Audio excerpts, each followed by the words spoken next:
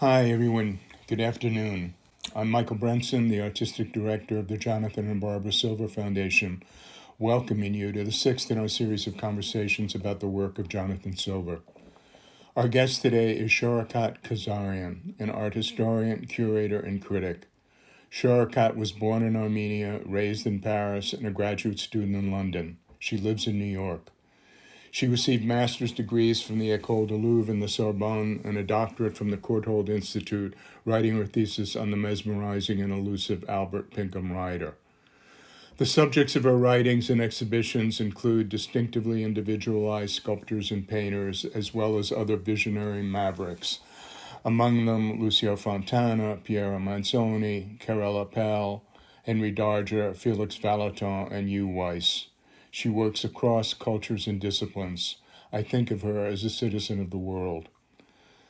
The sculpture she's chosen for today's conversation is the standing figure that was the centerpiece of the lower room, Silver's September 1989 installation. He preferred the term sculptural opera at the Sculpture Center when it was on East 69th Street.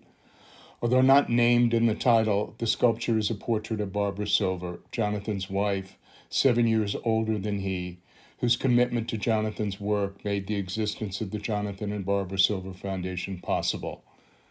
In the installation, this person appeared 3 times, standing and intact here, lying on a ratty couch, her body broken, and with an iron rod attached to her neck so that she seems to be hanging. Months prior to Jonathan's creation of these figures, Barbara had suffered a medical emergency.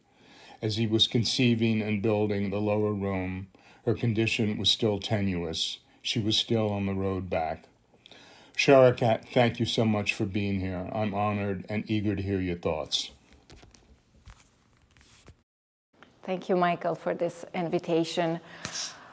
I chose this sculpture because it brings up so many difficulties for me.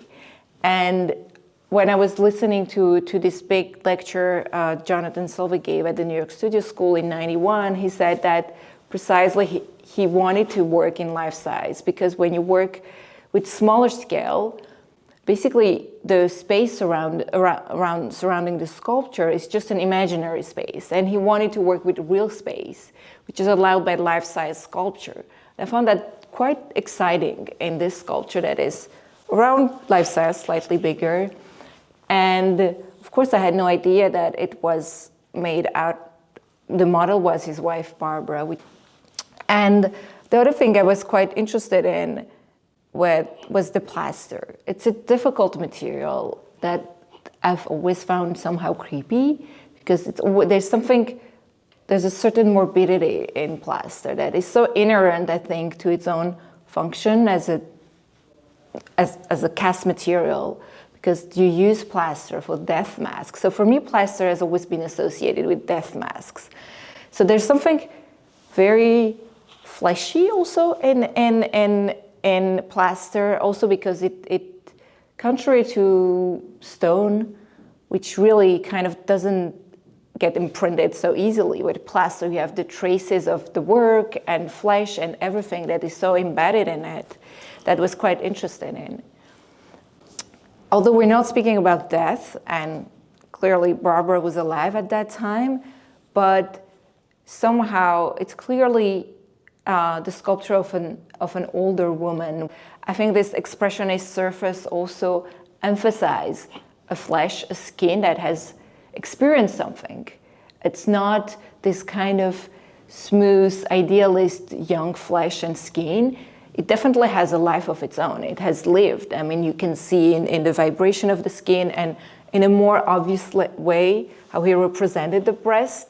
It's not this kind of juicy, perky breast of a young woman, but a breast that has been emptied over time. And in a certain way, also the absence of hair, although the whole thing is very naturalist, also conveys a sort of sickness, illness, and age. And it's a body where, yes, the juices are gone in a certain way. And it's even more interesting, I think, today, because we're so used to see this kind of over-polished images of women on screen all the time, and on social media even more, because of all those filters that kind of erase any traces of life from the skin and to convey sort of airbrushed surfaces, and that has no trace of life on it. And I think the more the skin ages, the more it gets imprinted with life and characteristics, and it's a life story. And I think that's what we get here. This kind of really animated surface, I mean, it was originally made in clay, and then it was cast in plaster, and you see the marks of the casting on it, and then you see in parts also, you know, it was cast, but then there were also slabs of plaster over it, meaning that there are different ways of thinking about plaster, obviously, and there's a kind of animation here and a kind of feeling for the texture of flesh and the body that I think, you know, goes along with what you're saying about a very unidealized but very human and also very empathetic, right? Because I think that this is made in such a way that Jonathan would have wanted us to feel something for this body, this person, this age, this woman, you know, this substance at a particular moment of time, and it feels like this notion of empathy, like everything is part of us. I mean, I'm struck by what you say about the digital and how far it is from the digital, where everything seems to have to conform to a certain kind of image in order to be acceptable, in order to have a kind of power in the digital world. And in this work, the power comes completely from something else, right? Oh, absolutely. I think in today's social media, there's a phobia against real skin, clearly at so many levels. So seeing so much animation in the surface of this sculpture is, as you said, there's so much empathy. And I think that empathy comes very much from that skin. We can see that flesh that has moved, that has lived, that has somehow kept the memory of what it has witnessed. And you can see in that skin also the fact that, yes, there's so much material that is gone already, it has aged. And also the posture is also very interesting in a way, because certain ways sort of the hands that are just closed on herself, sort of protecting herself. But there's also a certain dynamic because you feel like she's somehow advancing. And to be honest, one of the things also that struck me when looking at this sculpture was, first, of course, there's something very realist about it. It's the portrait of someone. But on the other hand, it really brought me in a different world, the world of horror movies and zombies and living dead. So first it was a very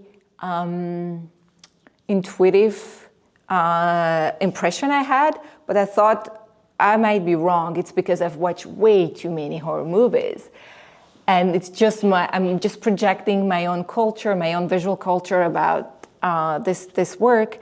But then when I listened to Jonathan's lecture from '91, at some point I was surprised he did say, I have a tremendous weakness for horror movies about this specific work in the lower room. So I thought, oh, yes, of course. So there's a certain connection here. And the fact that I just saw this figure as a sort of living dead advancing to get you, there's also that kind of thing. She's also living dead. And I think when I've looked at the pictures of that, what he called the sculpture opera of the lower room that he did in '89 at the Sculpture Center, you can see it was really much as a movie set.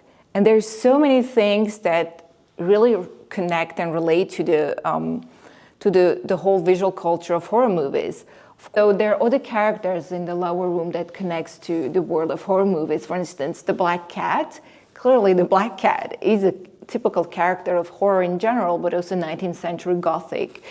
And there are other details in that room that were also the scattered mirrors on the floor, for instance, that also connects to so many cliches in horror movies that we see.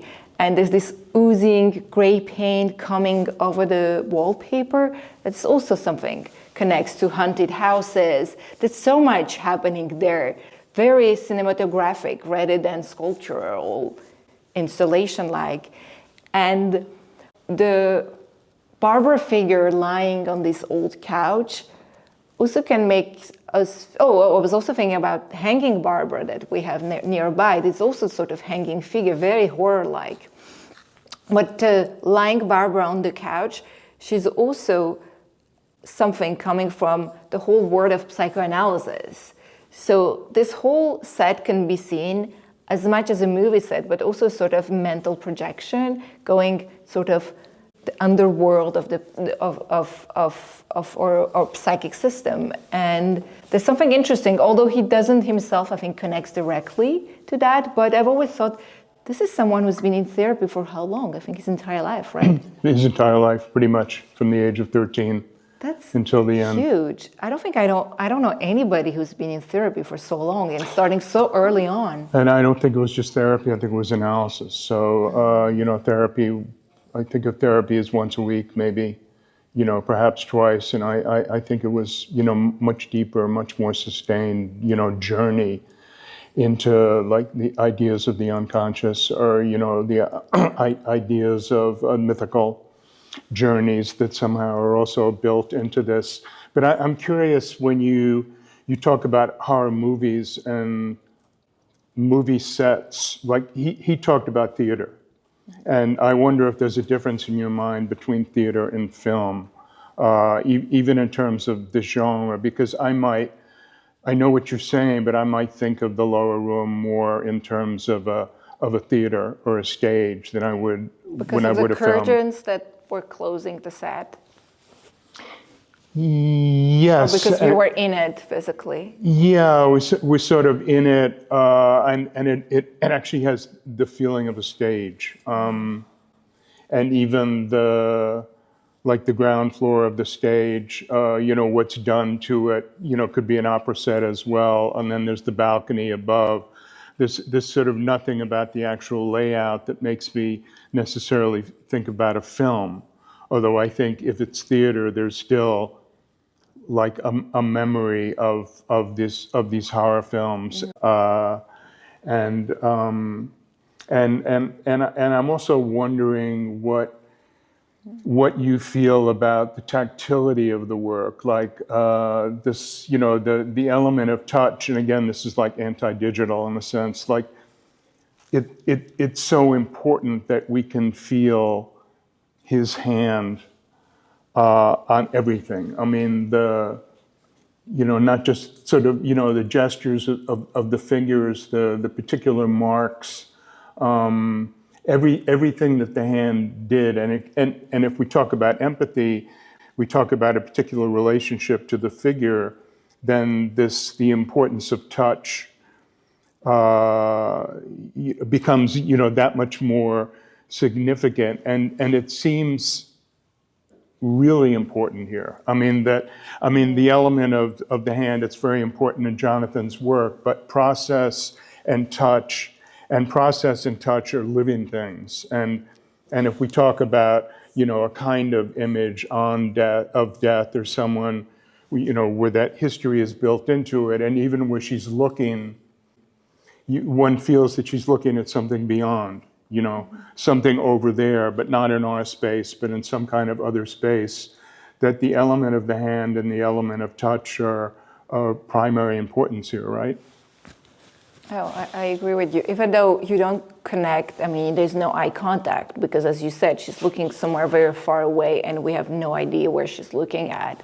So she's on the side, so no matter where we're standing here, there's never an eye contact. However, as you said, there's always this kind of strong empathy in that sculpture because of that tactile surface. And this is, I think, really what differentiates the kind of real world of something I can touch from the world of image that is purely visual. And having that surface where you can see the material at work, and clearly he has just left everything, all the traces of the work on its own. And you can see everywhere the traces of the tools, the hand, every kind of addition or subtraction to the material is very much left visible here.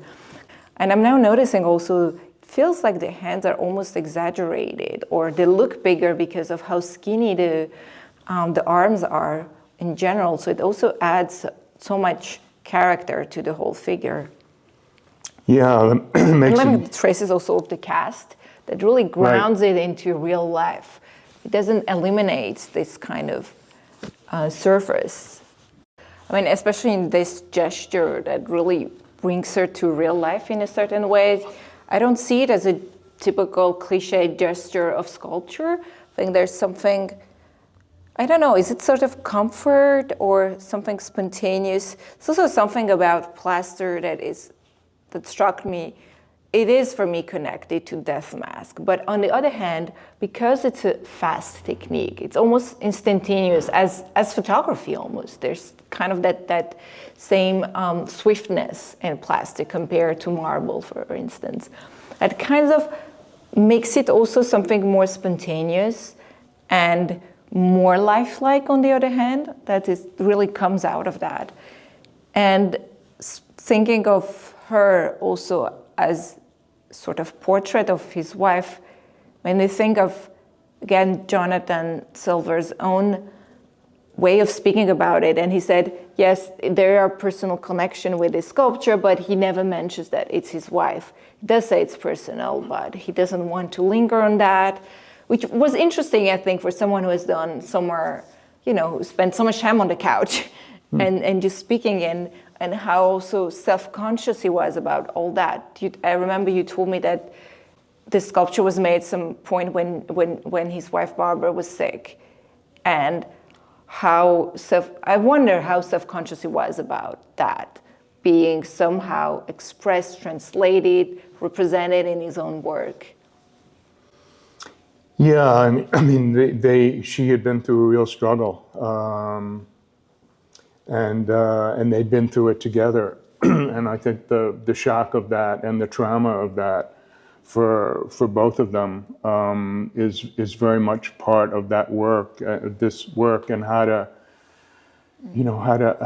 think about it, and of the three different versions of Barbara, if we can speak about that in the lower room. This is the one in which the actual encounter with her and her body and her experience and what she's going through seems the most direct. That he describes the expression on her face as one of hope and fear, right? Mm-hmm. As she's looking across where the angel of death is in the installation, and the combination of both. And certainly that combination must have been part of him. If she came back from the aneurysm and she really had to learn how to speak again, and she did. She came back completely, but at the time you don't know. And so she came back to life. She wasn't living dead, so she came back to life. Yeah, absolutely. And I feel that there's something rising here. There's something more moving toward life than there is away from it. And it might have something to do as well with the size. The fact that, I don't remember how tall Barbara was, but she wasn't 6 feet, 6'1". So that it's just enough so that she's, we're looking up at her slightly, and the figure is a little bit taller, and I feel like the particular strength that is given to the shoulders here, in relation to the legs, but these are also muscular, almost muscular, and they have a way of lifting the figure up here. So, there's no question of drama, of something that this figure has been through that we can sense. Maybe we really don't know what it is, but we can sense it. And what's happening to her with that experience and where she's going.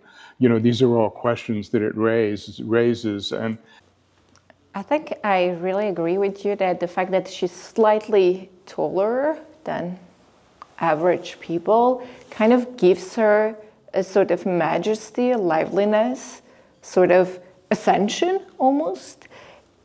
And what you said also about the shoulders, they really lift her up very much, because at first when I looked at her, the way she's a little bit crouching, a little bit like an old lady, Right. kind of will make you think that she's sort of, Jonathan Silva is representing her as being old and sick and a body who's been through illness.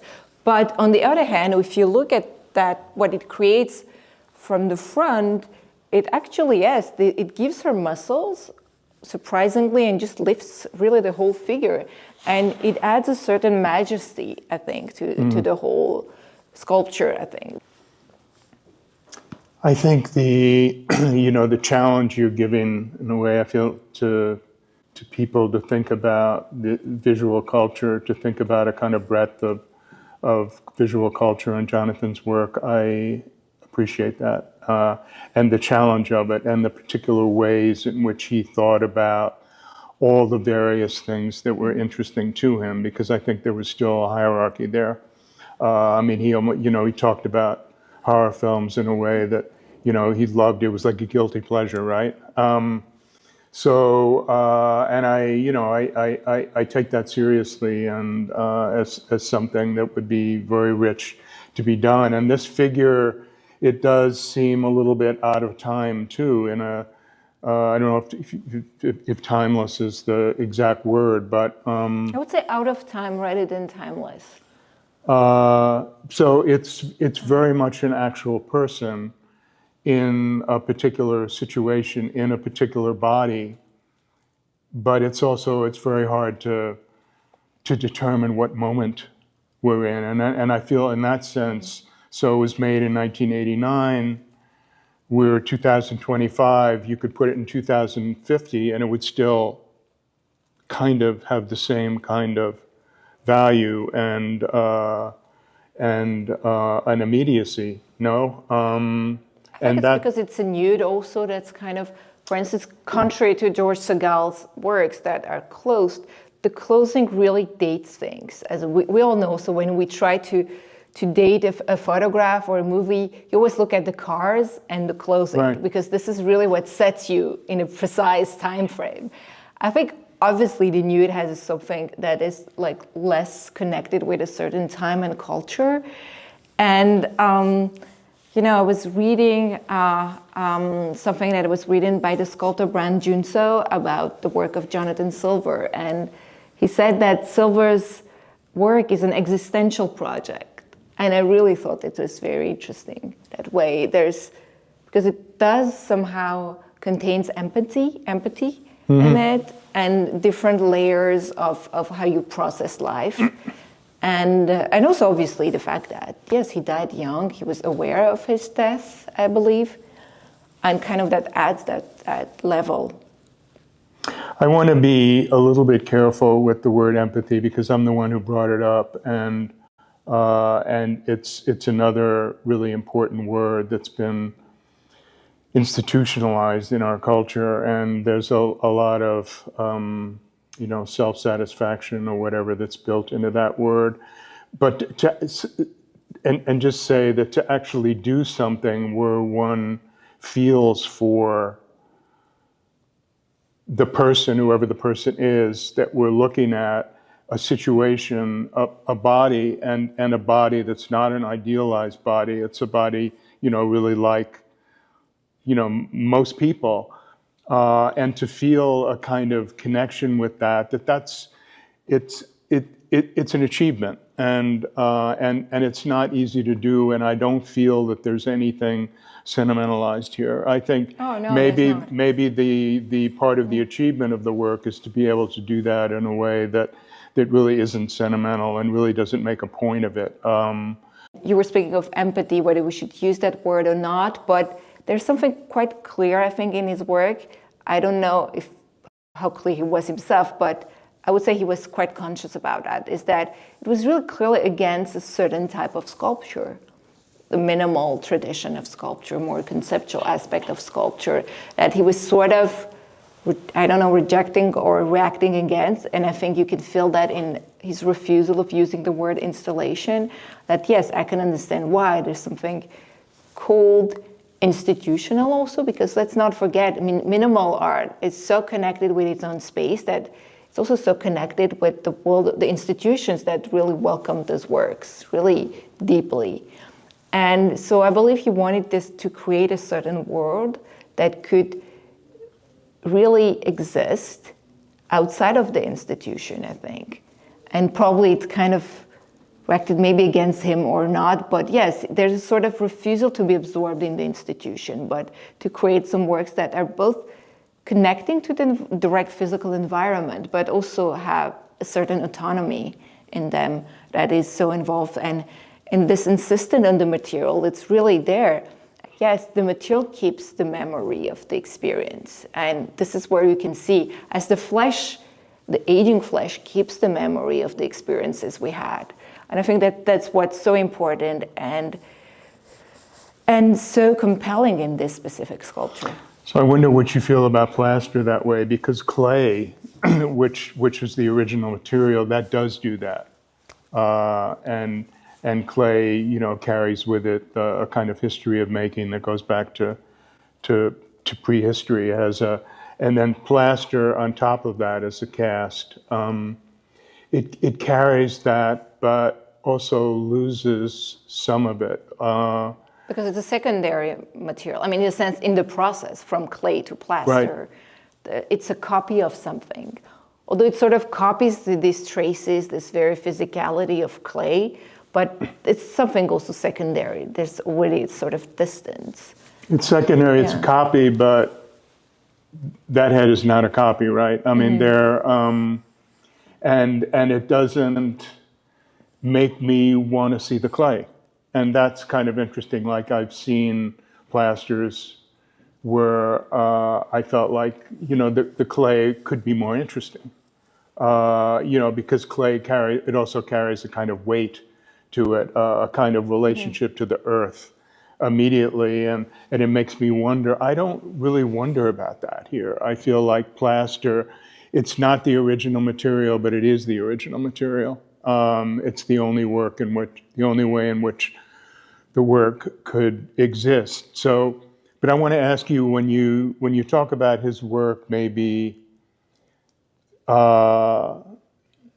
know, not being, I mean, something in it not being institutional or not being dependent on the institution, but also given this work that it's very hard to imagine outside of a gallery or a museum or a home. I mean, in that sense, it's not, you know, you couldn't put it out in the streets or a field or someplace. The destinations for work like this are pretty circumscribed. So I wonder if you could elaborate a little bit more on your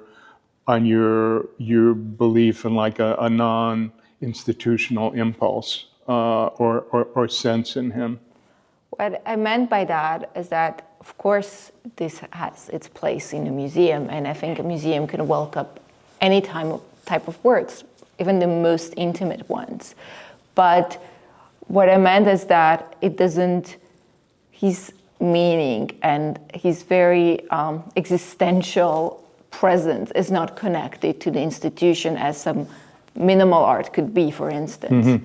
It has a certain independence. It can be in a museum, but without necessarily connecting to the history of the institution necessarily, and its presence as a sort of institutional critique or whatever.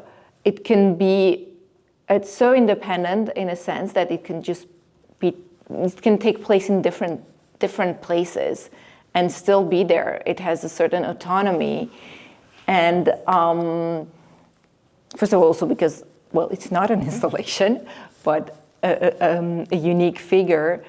And I also wanted to just get back to what you said about plaster not necessarily being a secondary material in this case, because yes, although it was generated by clay.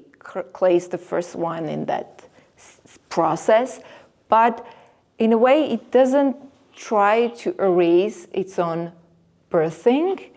There's no genesis amnesia here, because you can see so vividly here, the traces of the cast that have been left so obviously visible that really add a sort of layer to the material that you don't have obviously in the original clay. And plus, there's a sort of different feeling to it that clay doesn't have. As you said, clay is more earthbound. So, do you think that because we can see the seams of the cast, do you think that that somehow contributes to a notion almost of healing, of like the fact, one feels that it's been pieced together, that that there are these lines or wounds or injuries or whatever that have sort of been healed. And I wonder, I mean, I feel I couldn't imagine the sculpture with the seams actually being eliminated, the way they would be in bronze, probably. So that there's something about the fragility or the tenuousness of what we're actually looking at that is strengthened by being able to see. I mean, we see you sort of see the marks around the skull, around the brain, right? That feel really important to the work, and that wouldn't be in clay. No, it also gives, yes, another layer because, yes, it's part of healing, but it also gives you the impression she has been cut up and sewn back together. Right. I wanted to ask, I don't know, maybe it would work as a last question, but it seems to me what you're saying about the ability of this to be transported among various institutions, like in a way one could put it almost anywhere, and it would we would respond to it, pretty much the way it is. Whether this comes back to a notion of belief, of wanting to make a figure something that people would believe in.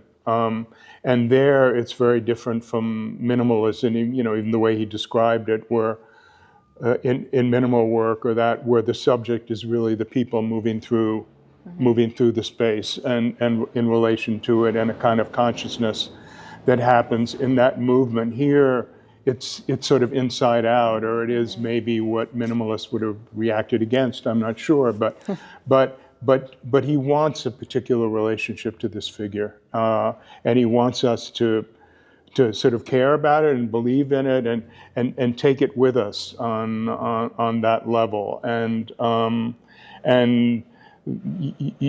it couldn't exist in all these different spaces if it didn't carry a sort of weight of belief in it that is credible to other people. And I don't know how you feel about that, and whether, but that's also like hard in relation to the world we live in, where there's so much, lack of trust and unbelief, and can you believe in anything? So, wondering then, we've got this figure, we can, plant it, plop it down somewhere, and what is this asking for? Because it seems to be asking for something that maybe people need now, and yet maybe is really, in part, because it's really hard for people to get there. So I'm just asking, what your thoughts about this notion of belief might be.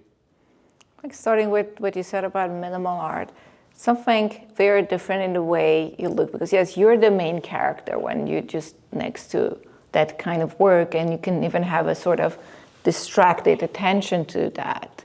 You can just pass through that. With this sculpture, you really need to interact. There's a sort of confrontation that you need to have. You cannot just pass by.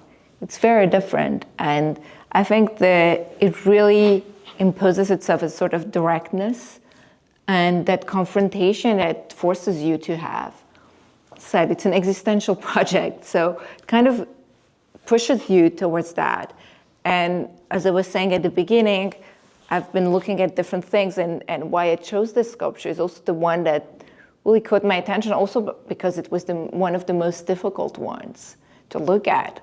And the way it just acts also as a mirror, it just throws you back at yourself, that it's so strong in this work. And when you say you had trouble looking at it, is that because of the vulnerability, the crisis of the figure primarily, or what it is that it seems to be pointing to? Is that it primarily, or or what was the challenge? I think, first of all, because of its life size, clearly it's something that really grounds it in the real world, that it's so disturbing. It really adds as if there's a sort of presence in the room that's very strong. I mean, that's also what he wanted. That's why he said he preferred to work with life size, because it's really you working in real space. So it forces you that kind of interaction.